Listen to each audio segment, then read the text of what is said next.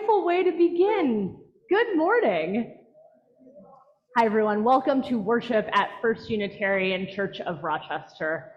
Here it is our mission that through spiritual connection in community, we listen deeply to others and ourselves, we open to wonder and transformation, and we serve together with love and humility.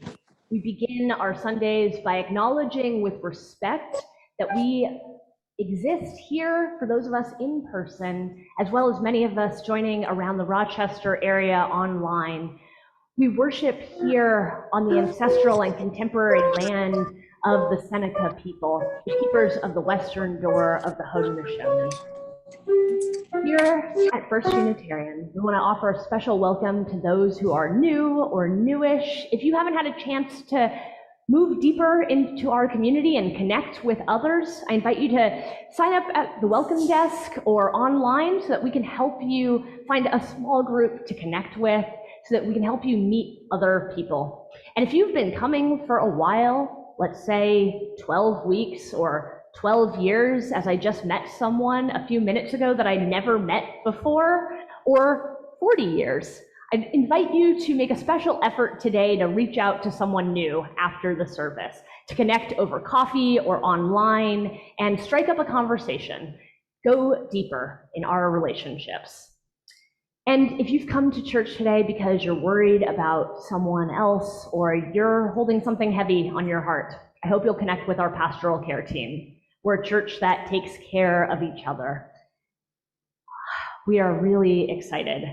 Today is the day, he maybe doesn't know this, but it feels like finally in my heart, because in my 3 years here, when I've asked people who are deeply embedded in the Rochester community, who would you want to see and hear from? Who has something to bear outside of First Unitarian, something to teach us about spirituality? Jamie Fazio's name comes up again and again. Jamie is the director of the Spirituality Center at Nazareth College, and purely by personal anecdote, and you know that the impact that we have in each other's lives extends far beyond what people ever say explicitly.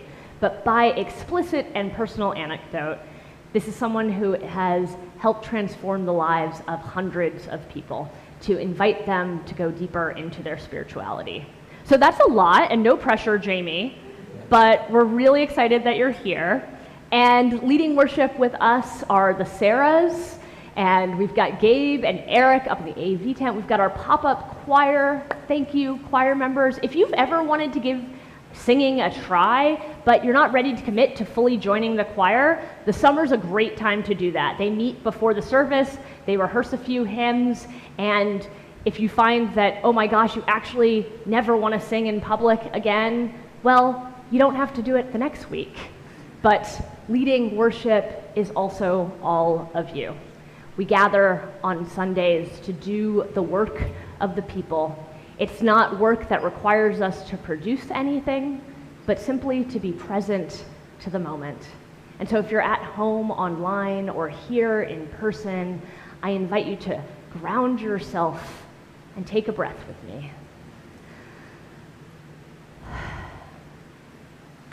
Let us begin by lighting our chalice with unison words. May the flame we now kindle inspire us to use our power to heal with love, to help with compassion, to bless with joy, and to seek liberation in the fullness of community.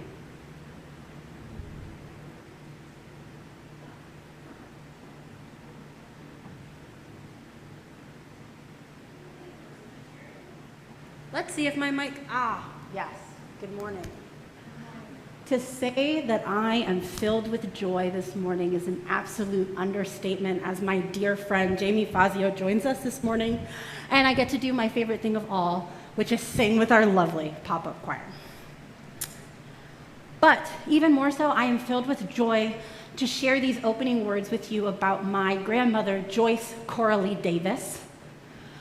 For context about this absolute lion of a woman, she was born in the early 20s to Jamaican immigrants in New York City. She went to college at 15 She had her first child at 40. She raised 3 children on her own, and then had what she said the immense joy was raising my brothers and I alongside my mother when I was a child, as well as many other things. And I could go on and on about her. But the one story that I feel truly encapsulates her is the winter I was 9 years old. We had just moved to this huge house, kind of out in the middle of nowhere in Connecticut. Previously, we had lived farther in the city of Danbury, on top of each other in a 2-bedroom apartment. My mom was really excited to give us this opportunity to be outside and in the woods and away from people and riding bikes and being as loud and dirty as we possibly could be. Mostly because she worked a lot, and the person who would have to deal with us being loud and dirty was Joyce Davis. And so as you can imagine, from my eyes, my grandmother was very, very old. Now, as an adult, I recognize being over 75 is not really, but at 8, I was like, this is an ancient old lady, and she cannot do much to keep control of us, so we're just gonna do what we want. So one winter, we are outside playing in the snow as children do. We are making an absolute mess. She calls us in for lunch. And as kids do, we leave the front door wide open, dump everything we have ever owned onto the floor, and run up the stairs to put on dry clothes, with no concern about who has to pick them up, no concern about what kind of pool of water we've left behind, and no concern about anything that could come through the front door since we have left it wide open. Well, in the short seconds to me, that I went up the stairs to change, and my grandmother had picked up all of the wet things off the floor to hang them in the closet, a full-grown buck had managed to make its way to the front door. And its hoofs, front hoofs, had already crossed the threshold. So now you can imagine being 9 years old and standing at the top of the stairs and looking down at the front door and seeing probably the largest animal you've ever seen in your whole life in front of your very old grandmother, looking at one another. And she's got her hands on her hips, and she's doing the thing that she always does, which is grumble, because she's annoyed that we left the door open, annoyed that all the wet clothes and boots are on the floor, and that we had not thought to pick them up, and now that there is a full-grown animal trying to climb its way into our house. And so she walks, she looks at it, and she goes, out, go. I invite you to do that with me. And of course it doesn't move. And she stands for a moment longer, and at this point I'm thinking, do I scream, do I cry, do I call the police? Do I go get my brothers? Not that they could be much help to us in this very moment. And she looks at it again, and she goes, she grabs it by the antlers and goes, and I'm sure it is also as stunned as I am, and stumbles backwards, and she shuts the door and goes about her way. And I think about her, and I think about why we come to church, because in moments where things are completely feel impossible, insurmountable. I mean, a full-grown animal, an 80-something-year-old woman standing in the doorway and pushing it out the door, and you think, how am I going to survive this? How am I going to deal with this? And I welcome you to think, when things are insurmountable, impossible even, that being here in church, in our community, and all of our past trials and tribulations teaches us that when something seems impossible, all you have to do is give it a little push. And with that, I ask you to join me in the pop-up choir as we sing hymn 112, Do You Hear?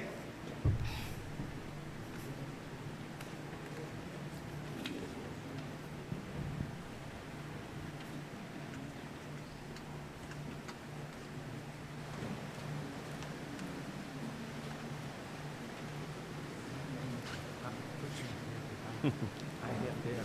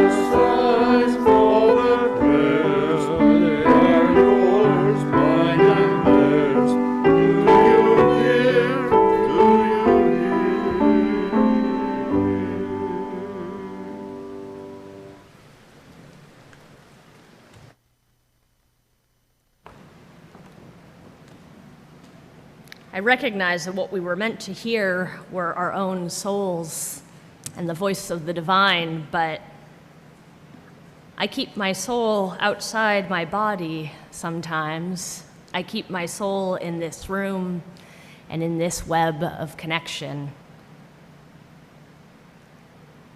And I want to hear you. All the sighs, all the prayers. Do you hear? Listening demands attention and presence. There are many ways to hear, but stillness helps. And so I invite you to join me in a shared silence, to settle into this time and place, to feel that still small voice within and the web of connection that holds us all.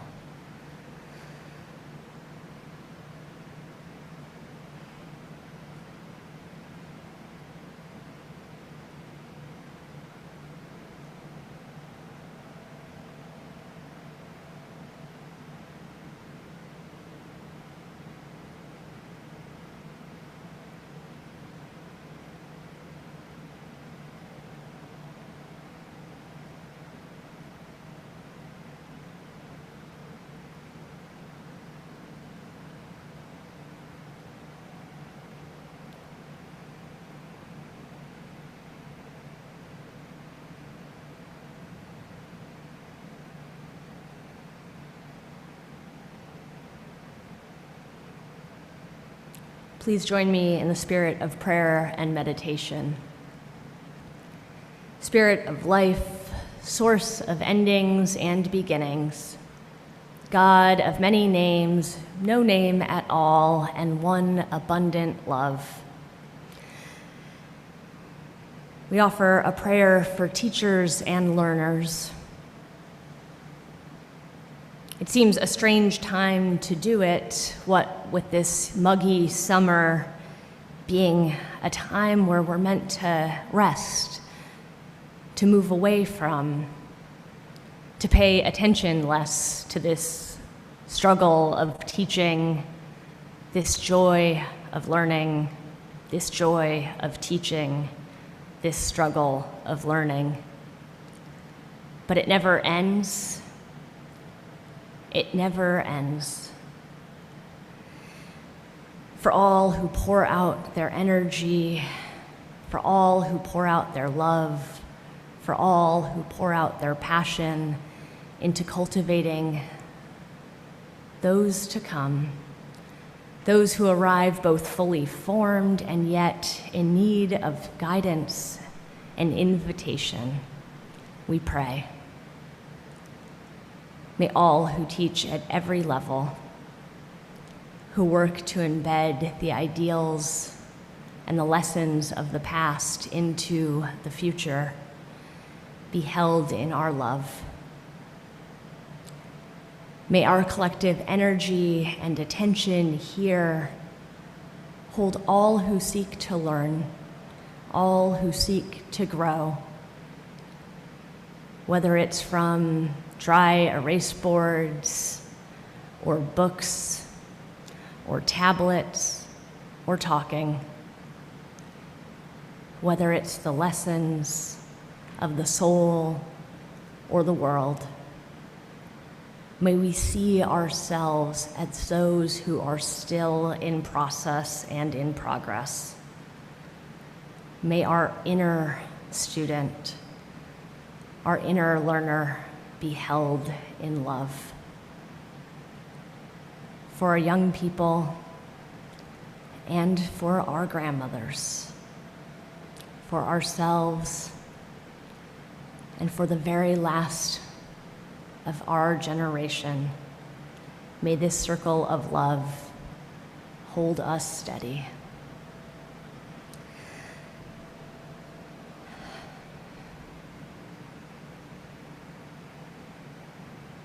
Spirit of life and love, into this space we bring all that is heavy in our hearts and all that is joyful in our lives. Here in community, our prayer extends not only to the presence of the divine, but to the witness of those around us.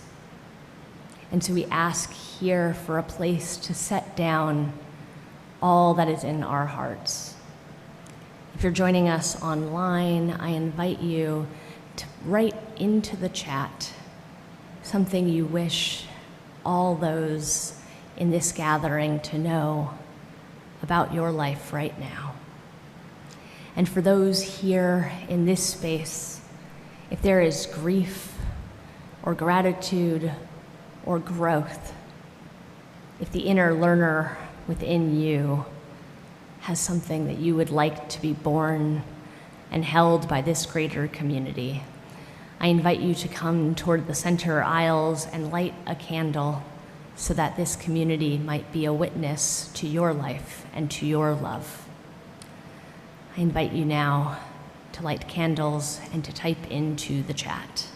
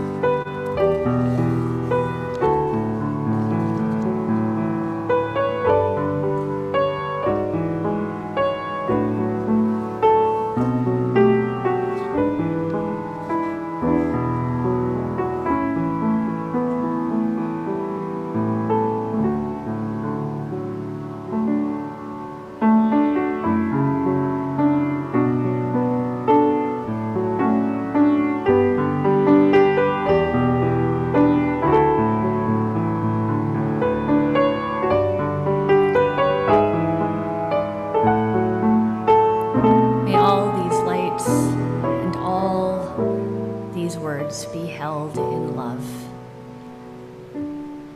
Amen, and blessed be.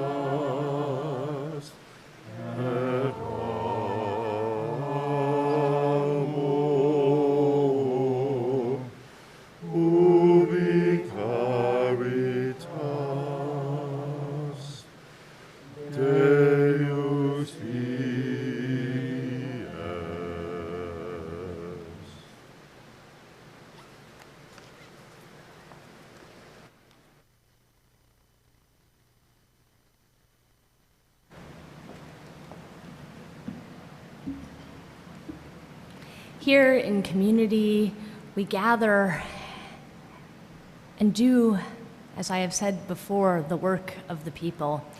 We gather here to listen, to sing, to be transformed, to have a place of rest, of solace, and community.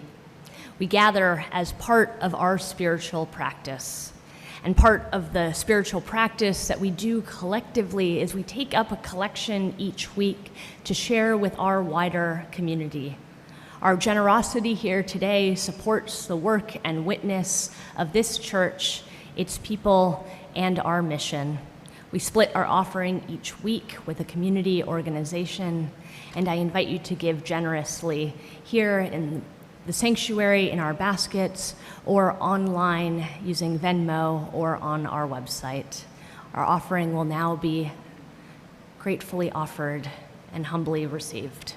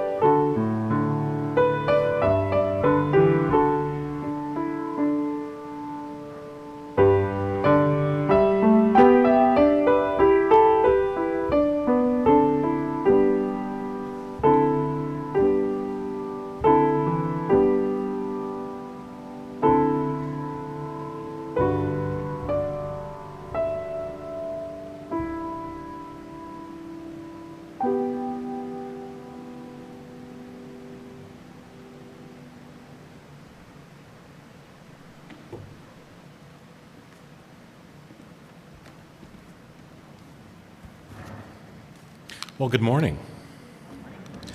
It's a source of great joy for me to be here today, and with those of you joining us virtually as well. My many thanks to Reverend Sherry and the worship team for extending the invitation, especially to Sarah Jackson. I've known Sarah since her freshman year at Nazareth, which we figured out was 10 years ago, which I can hardly believe. Sarah was very active in our department at Nazareth, and then also worked with us as a graduate student, leading worship and a lot of interfaith work. So it's just really great for me to see Sarah finding a home in this community. So thank you so much. And I've had a long and deep admiration for the Unitarian and Universalist traditions. I've been fortunate to have a number of Unitarian ministers as part of my formation. When I was an undergraduate student at Nazareth College, I was a philosophy major. I did that for the money. Then 7 years of graduate school in theology, more money there. But Reverend Elaine Page, Unitarian Universalist minister, was one of the chaplains at Nazareth at the time, and she was a wonderful mentor and example for how to be a loving and inclusive pastor. So I've always been grateful for Elaine's influence in my life, especially early on. And most recently, at Nazareth, we have a partnership with the Living Legacy Project.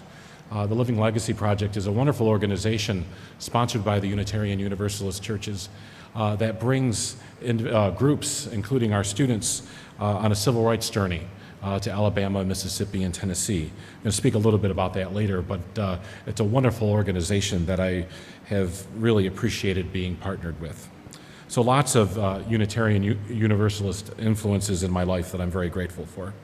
So it's wonderful to be here with all of you. And listening to the music today and the prayers today and the reflections today, thinking about the power of listening, how important listening is, especially in a time where we don't hear people listening to one another that often. And I think it's in listening, that deep listening, where miracles happen. Now, I'm not a believer of miracles of a divine intervention from above, but rather I think miraculous things happen when people individually and collectively, take time to listen deeply to their hearts and discover new ways of responding to the challenges of the world. It's through this that miraculous things can happen. Miracles come from within.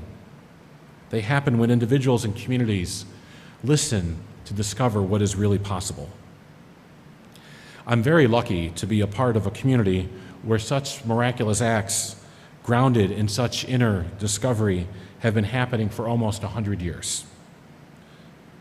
I have the joy of serving as the chaplain and the director of the Interfaith Spirituality Center at Nazareth College. And Nazareth was founded in 1924. And almost 100 years, we've had a legacy of engaging the community through a lens of solidarity and social justice, grounded in a rich contemplative practice, a practice that offers our students and all of us a pathway to fulfillment and meaning, hope in our lives. And so for us at Nazareth, it all began, as I said, in 1924, with 5 amazing, brilliant, courageous women, our 5 founders, 5 Sisters of St. Joseph. And my reflections this morning are going to introduce you to the contemplative practice that grounded these 5 women, the practice that allowed them to see promise and possibility when many others could not. So I'd like to begin by inviting you to remove any stereotypes about nuns from your mind, anything that involves a ruler or anything from Sister Act, okay? Get those images out of your head. When talking about these 5 women, we're talking about progressive thinkers, expert scholars in their fields of study. They all held PhDs. Feminist, committed to engaging issues of social justice, equity, and diversity. So I'm going to go back to the beginning. I'm going to channel my inner Sophia from the Golden Girls. Picture it, Rochester, 1924. Still fresh in the memory of the people of this area was the 1918, 1919, 1920 flu pandemic. The Sisters of St. Joseph ran field hospitals, and many of their sisters died as they cared for the sick. Rochester was a home for immigrants coming to work in factories, and these immigrants experienced discrimination and hate. There was racial inequalities and division in our city, and great political tensions. Now, if I didn't say 1924, you might think I was speaking about today.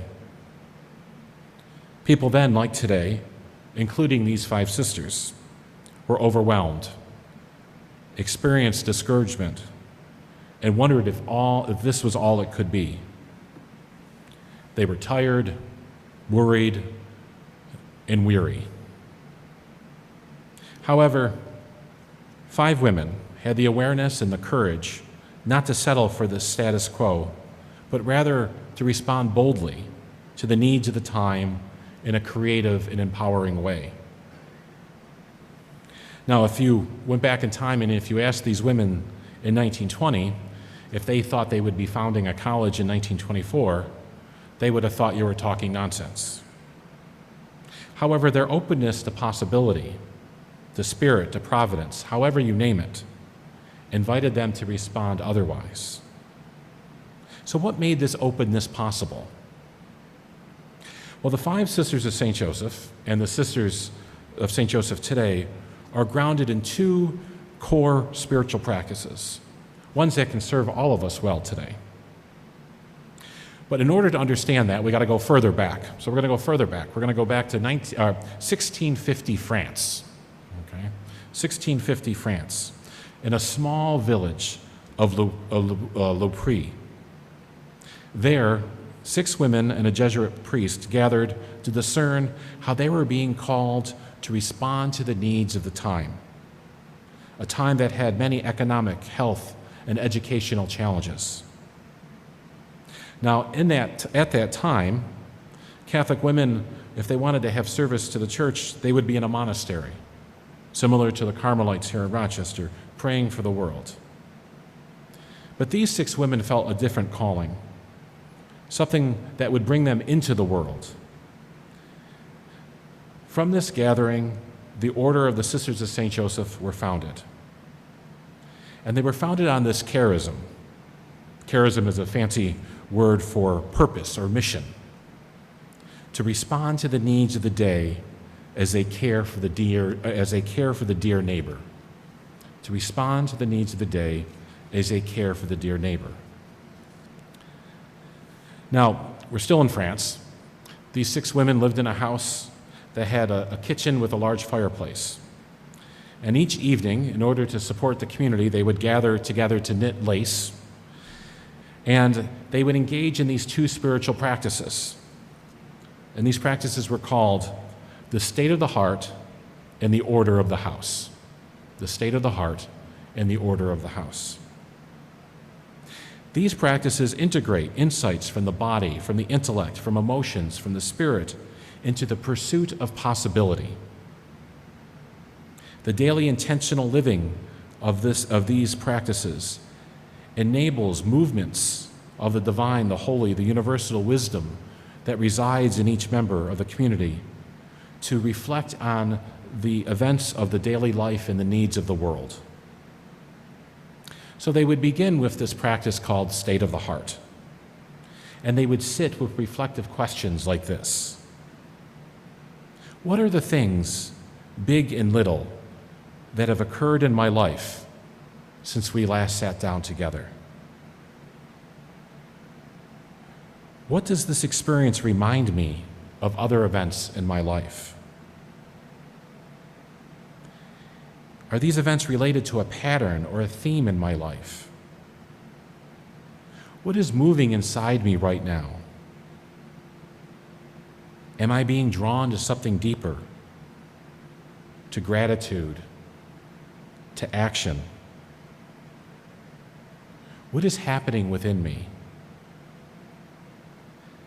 These are simple questions, and they take the form of listening deeply with one another in a simple action. But yet the response is profound. Then, and today, when we think about the state of our heart, the check-in with one's emotions, it's more than just that. These motions are invitations. Invitations to reflect on how we're called to respond.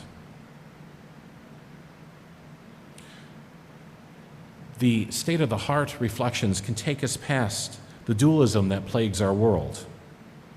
It moves the individual and the group past despair, division, and hopelessness, and provides insight into a new alternative way of thinking, seeing, and reacting to the challenges of the day. The great mystical writers call this looking the perspective against the infinite horizon, looking at the perspective against the infinite horizon. Meaning if we can focus on the struggle, if we only focus on the struggle, we can become myopic. We can feel overwhelmed. We can feel lost, defeated. However, we listen to the invitation of our hearts. We can reposition our vantage point and see options and opportunities that otherwise would not have been seen as possible beforehand. The infinite horizon provides a perspective of hope.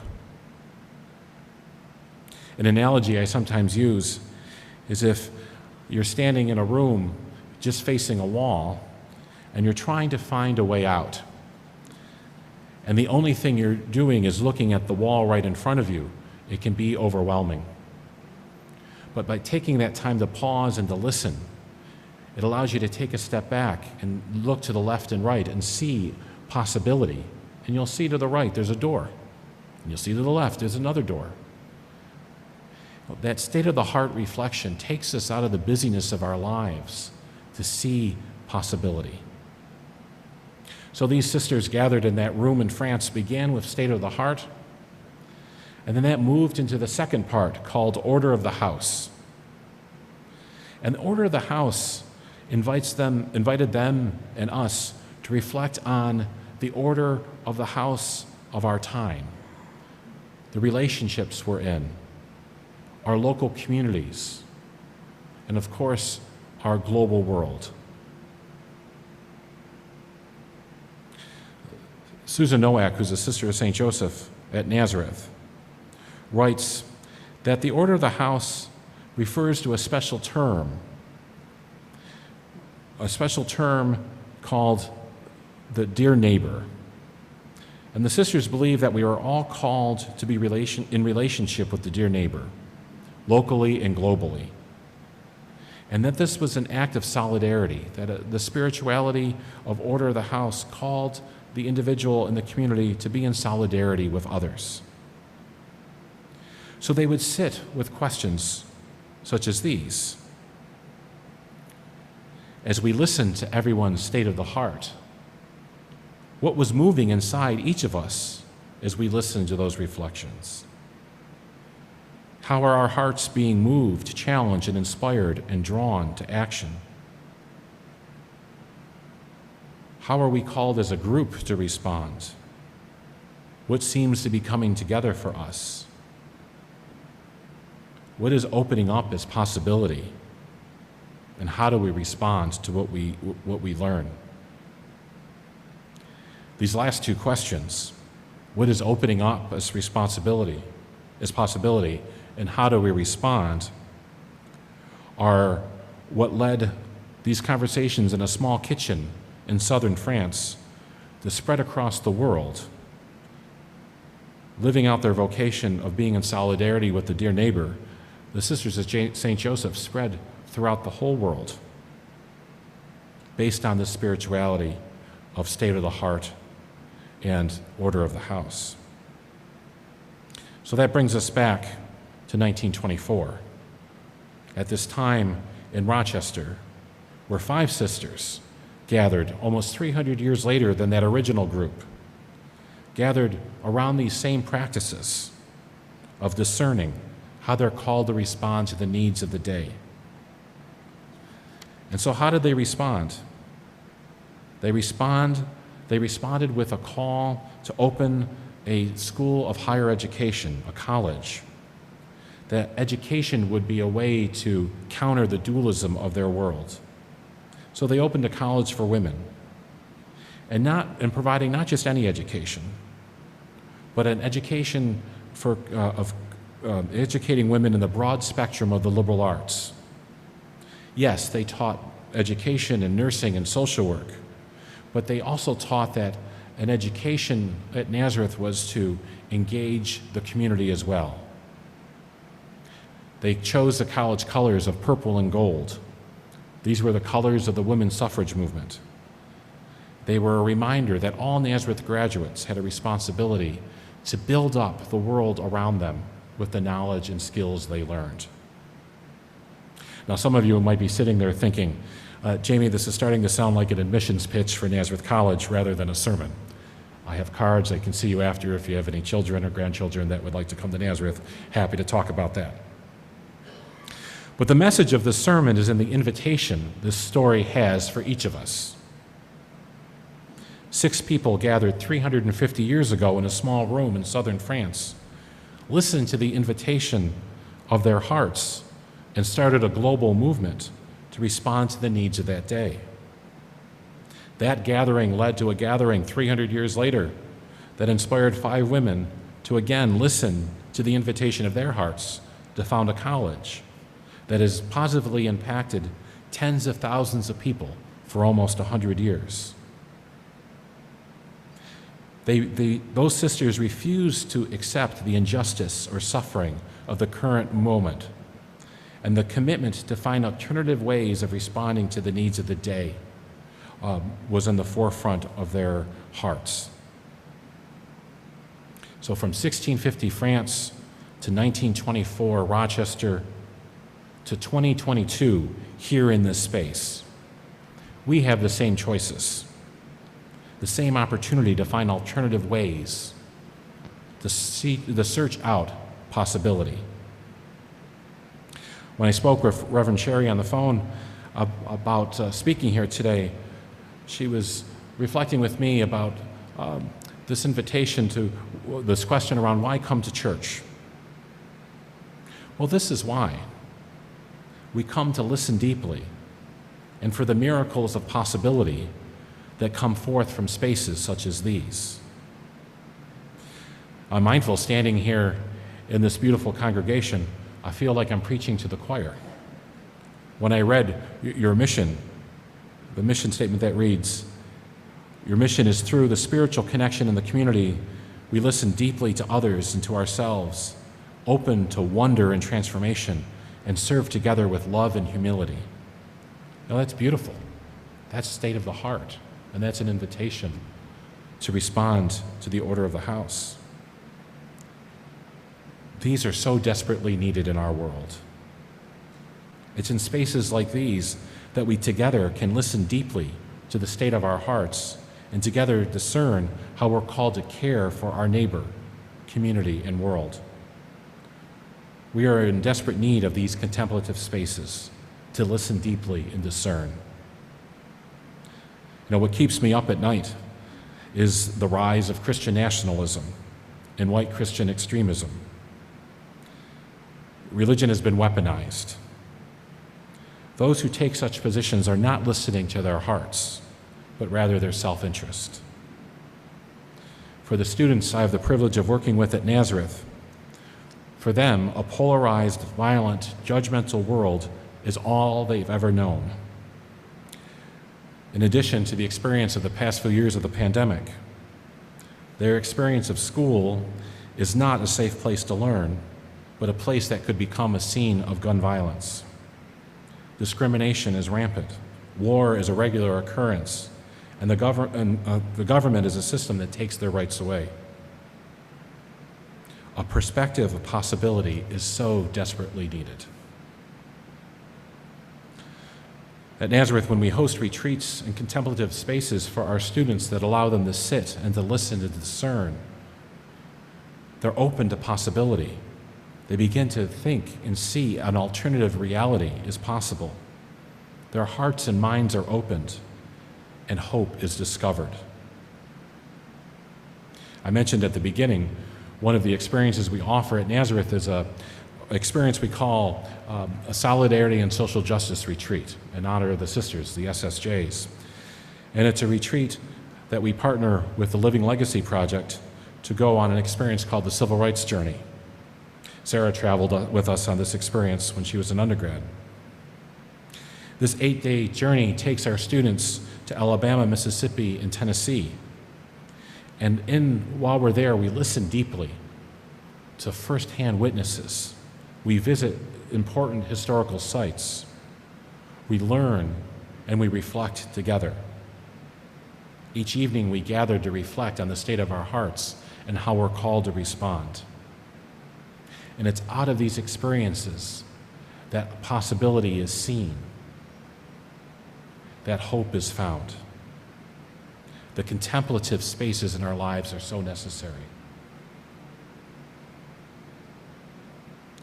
The state of our heart and order of the house.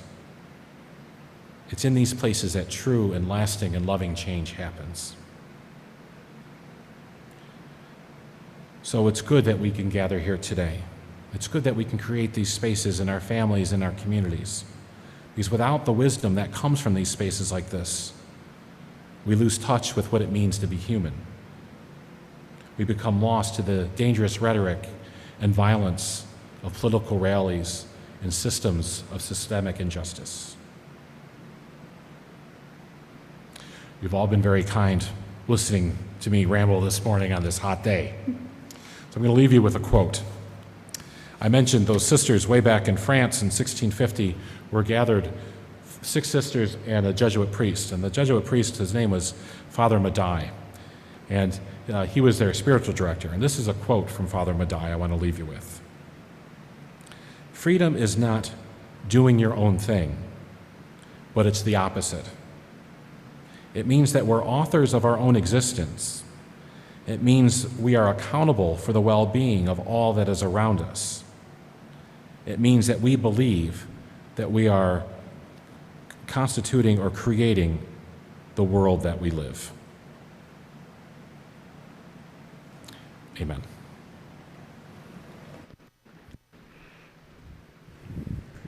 Please join us once again in song and in spirit as we sing hymn 1024, When the Spirit Says Do.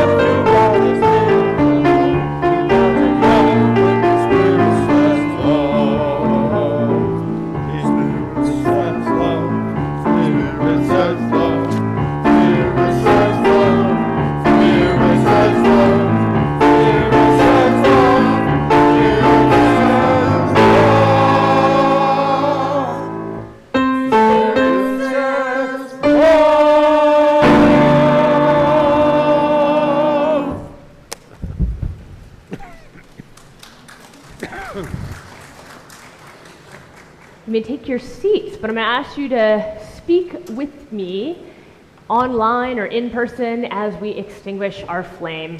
And I don't know if it's just extra hot today or the fans are extra loud, but I'm going to ask you to say this extra loudly so that I can really hear you. We extinguish this flame, but not the lighted truth, the warmth of community, or the fire of commitment. These we carry in our hearts until we are together again. Yes, we do.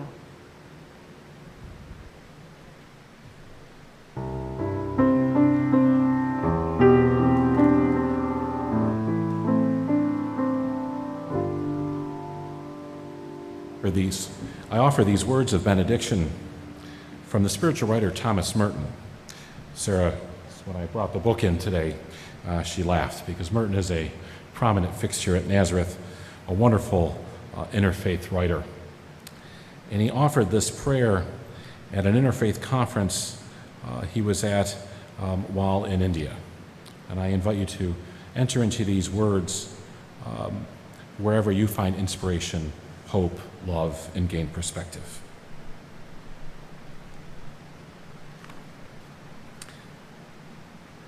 And Merton prays, "O God, we are one with you. You have made us one with you. You have taught us that if we are open to one another, you dwell in us. Help us to persevere in this openness, to fight for it with all our hearts. Help us to realize that there can be no understanding where there is mutual rejection. In accepting one another wholeheartedly, fully, completely, we accept you and we thank you. We adore you and we love you with our whole being. Because our being is in your being, our spirit is rooted in your spirit. Fill us then with your love, and let us be bound together with love as we go our diverse ways, united in this one spirit of love, which makes your divine presence in the world, which makes you witness to the ultimate reality that is love. love is overcome, love is victorious. Amen.